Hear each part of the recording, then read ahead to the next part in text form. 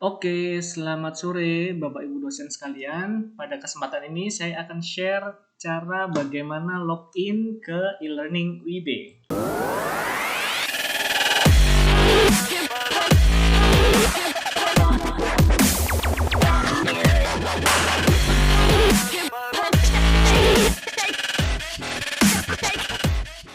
Pada kesempatan ini saya akan menggunakan browser Edge, Microsoft Edge.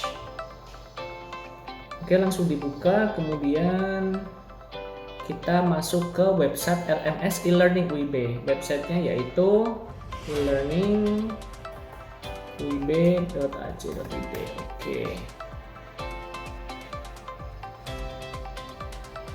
Nah, setelah muncul tampilan ini, Bapak Ibu bisa langsung login dengan menekan tombol login yang ada di sebelah pojok kanan atas layar Bapak Ibu sekalian. Nah, untuk login, Bapak Ibu bisa menggunakan bagian ini, login yang ada di sebelah sini. Silahkan ketikkan username-nya adalah email Bapak Ibu sendiri, begitu. Misalkan saya pandu@wib.ac.id. Oke, email yang kita gunakan yang wib.ac.id ya Bapak Ibu. Kemudian password defaultnya bagi Bapak Ibu yang masih baru atau dalam menggunakan ini atau belum mengubah passwordnya, misalkan lupa passwordnya, saya share di grup password defaultnya.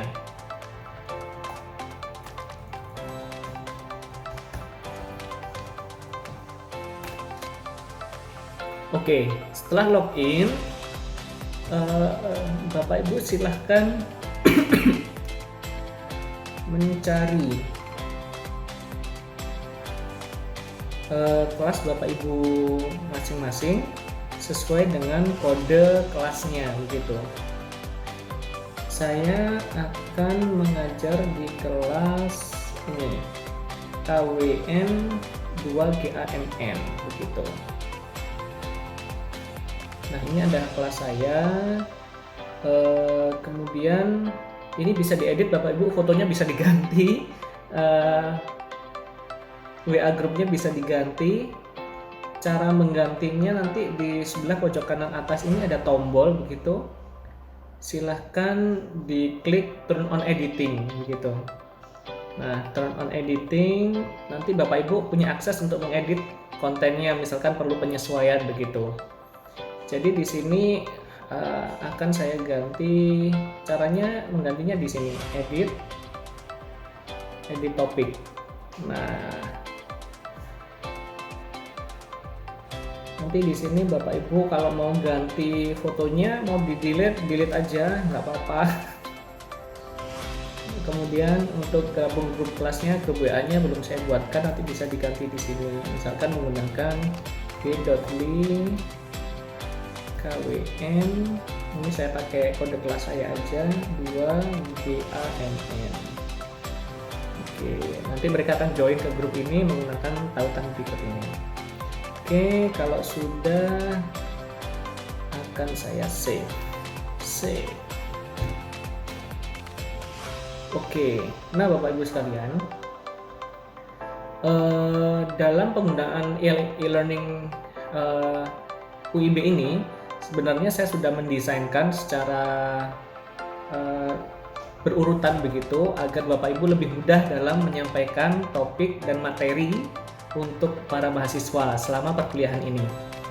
Di sebelah kiri layar ini terdapat pertemuan mulai 1 hingga pertemuan ke-14. Ini adalah alur yang Bapak Ibu bisa ikuti agar dalam mengajar KWU ini.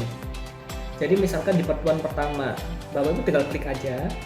Kemudian di sini sudah saya buatkan apa saja yang harus mereka kerjakan. Misalkan di pertemuan pertama ini, mungkin ini akan bercerita tentang pendahuluan, highlight tentang keseluruhannya. Di sini sudah disampaikan bahwa luaran akhirnya nanti ada 3 seperti ini. Ini yang perlu ditekankan nanti ke para mahasiswa, begitu. Kemudian para mahasiswa bisa diarahkan untuk melihat videonya. Kemudian ini yang penting, mahasiswa pastikan membaca seluruh konten atau materi yang telah diunggah. Ini terkait dengan progres pembelajaran mereka, seperti itu. Jika salah satu indikatornya yaitu tanda centang ini, bagi mahasiswa yang tidak atau belum membaca, nanti ini tidak akan ada tanda centangnya seperti ini. Namun ketika mereka sudah membaca, akan ada tanda centang.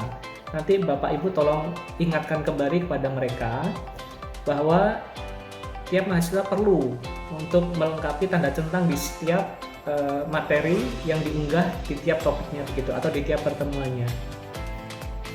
Oke, jadi untuk pertemuan pertama berarti mereka nanti membaca atau memahami apa sih luaran kegiatan KWU ini, apa saja yang akan diajarkan.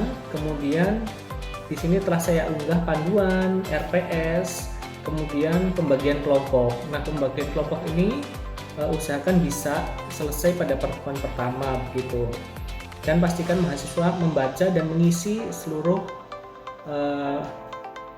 konten atau materi yang diunggah di sini begitu. Oke, selanjutnya misalkan untuk pertemuan kedua dan seterusnya. Di sini sudah kami coba sediakan sesederhana mungkin agar dipahami oleh mahasiswa begitu, terkait dengan capaian pembelajaran, kemudian petunjuk belajarnya, dan apa yang harus dikerjakan. Misalkan ini capaian pembelajarannya ada 3, petunjuk belajarnya apa yang mereka harus lakukan begitu, sudah saya terangkan di sini. Mahasiswa sebenarnya sudah bisa mengerjakan secara otomatis begitu, namun mereka tetap perlu bimbingan Bapak Ibu fasilitator sekalian gitu. Dan seterusnya. Ini mulai pertemuan ketiga, pertemuan keempat bisa diakses melalui sini. Nah, misalkan di pertemuan ke-7 ini ada indikator capaiannya, kemudian apa yang mereka lakukan, yang perlu mereka lakukan, dan seterusnya. Hal itu terus berlangsung hingga pertemuan ke-14 begitu. Namun yang perlu diperhatikan adalah apa yang perlu dicapai pada tiap pertemuan. Misalkan di pertemuan 11 hingga 14 ini saya jadikan 1 karena terkait dengan penulisan artikel ilmiah dan desain poster digital begitu. Jadi dalam satu kelompok nanti bisa dibagi jadi 2, ada yang mengerjakan artikel, ada yang mengerjakan poster begitu. Nah, nanti di sini capaiannya sudah ada, formatnya sudah saya sediakan, ada forum diskusinya di tiap topiknya juga ada. Harapannya mereka bisa aktif berkomunikasi dengan Bapak Ibu begitu. Nah, untuk desain poster sudah saya coba berikan petunjuk teknis, petunjuk pendaftarannya, dan seterusnya. Berikut rubrik penilaiannya juga. Oke, baik Bapak Ibu, semoga melalui video singkat ini dapat membantu. Misalkan ada hal yang ingin ditanyakan atau kurang jelas, nanti bisa di-share atau dikomunikasikan lagi melalui grup para fasilitator begitu. Terima kasih atas perhatiannya, selamat sore semuanya. Jika video ini membantu kamu, maka jangan lupa like, dan yang belum subscribe ya, biar saya lebih semangat lagi untuk buat video selanjutnya. Terima kasih.